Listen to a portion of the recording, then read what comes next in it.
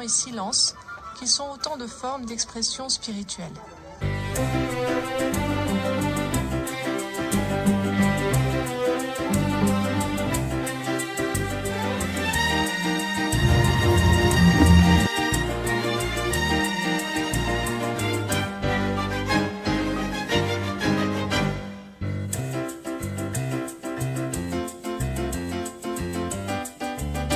Bonjour à tous et à toutes et bienvenue sur ma chaîne YouTube. Aujourd'hui je vais vous parler de Ochuy Cusco, dit le Petit Cusco.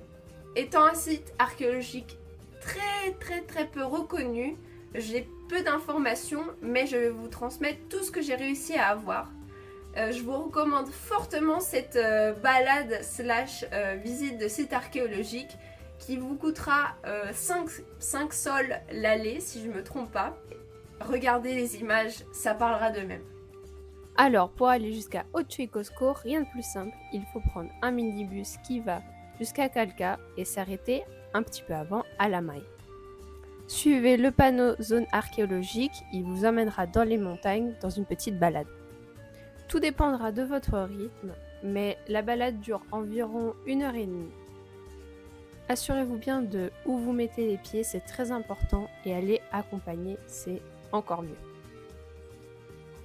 Durant tout le trajet, vous aurez une vue magnifique sur la vallée sacrée, alors profitez-en.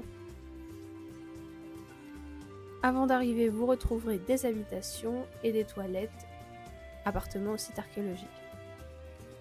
Et que vous êtes arrivé quand vous retrouverez ce panneau qui indique que c'est totalement gratuit.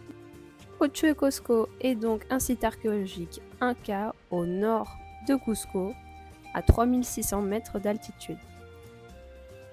L'ancien nom étant Kaika Xixquichahuana.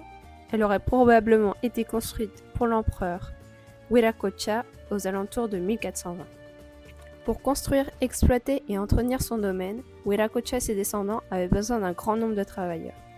Les citoyens de l'Empire Inca étaient obligés, sous le système Mid-A, de contribuer au travail de l'Empire, plutôt que d'être imposés sur leurs richesses ou leur production. Tandis que les Mi'kmaq étaient considérés comme la police, les Yanacuna étaient plutôt des servants des Incas, tandis que les Acayucna étaient plutôt des femmes qui étaient regroupées et qui produisaient des textiles ainsi que la chicha. L'empereur Wiracocha fit face à une révolte à la fin de son règne par le peuple Chanchan. Il s'est ensuite réfugié à Ochuy Cusco, laissant la défense de Cusco à son fils Pachucuy. Le conquistador Gonzalo Pizarro aurait pillé Ochuy Cusco et brûlé la momie de Wiracocha en 1534. En dessous du site principal de Ochuy Cusco se retrouvent les entrepôts récemment restaurés de Colca pour la viande séchée, et des cultures telles que le maïs, pommes de terre, quinoa et haricots. Dans cette structure à 2 étages, vous pouvez voir le système de stockage de froid historique connu sous le nom de Conjera. Pour l'alimentation en eau, il y a un canal d'irrigation bordé de pierres sur environ 800 mètres. Le grand réservoir que vous voyez aujourd'hui était avant de petits réservoirs qui ont été rénovés par les Espagnols, qui ont construit des fermes sur le lieu. Et donc l'aventure à Ochuy se termine ici.